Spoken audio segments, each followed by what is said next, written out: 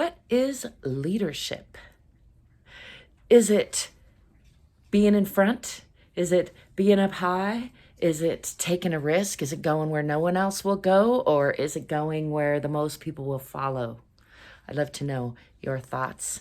I'm Angel, by the way. Hi. You can call me Auntie Angel if you want to. I'm in the 8 Dragons room here. It's rainy outside.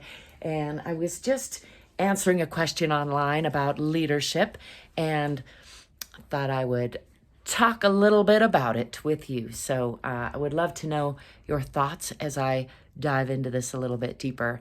I have a couple of master's degrees, and one of them is in organizational management. And in that course of study, we studied leadership at large and great leaders specifically quite a bit. And I felt like I have a natural knack for leadership. I understand also that anyone can learn to lead, and that having I'm going to lean over here, that having a natural knack for it doesn't necessarily, isn't the same as developing it.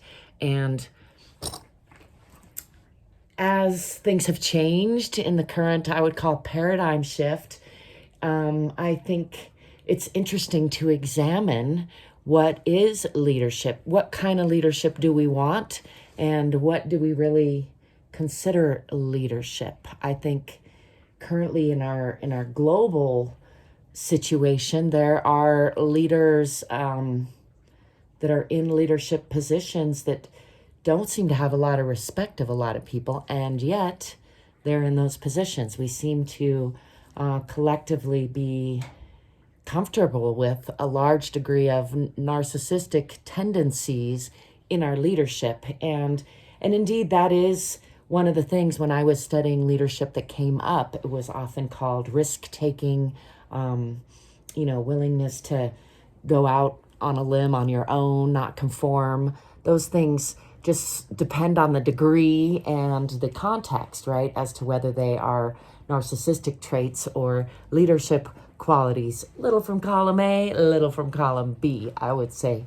And that's really what I'm examining now. And I don't think there's really a one size fits all answer, or really an answer definitively like it's this or that. I think it's more a matter of balancing, a matter of not falling too far to either extreme, basically. So, or to any extreme. It's not really either. There are many, right? So I tend toward risk-taking, and that can be a positive. It can also be a detriment. And I tend toward nonconformity. And again, that can be a great asset, or it can be a liability. It just really depends. And I think that's true of all things. So that said, I still think there are some basic qualities of leadership that we tend to follow. And if you want to get basic, like first principles about what leadership is, it is having people follow you.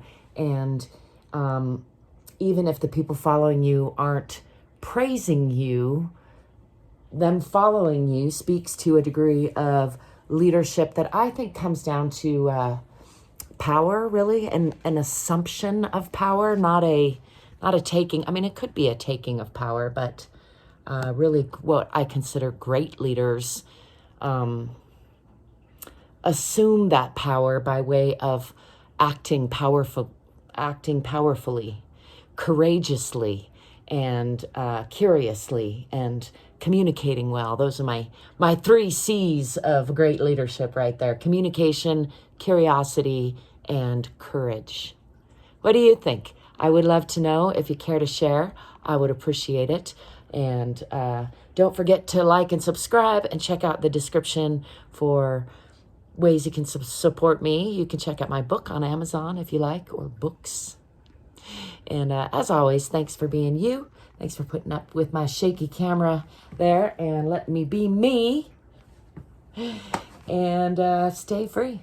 Ciao for now.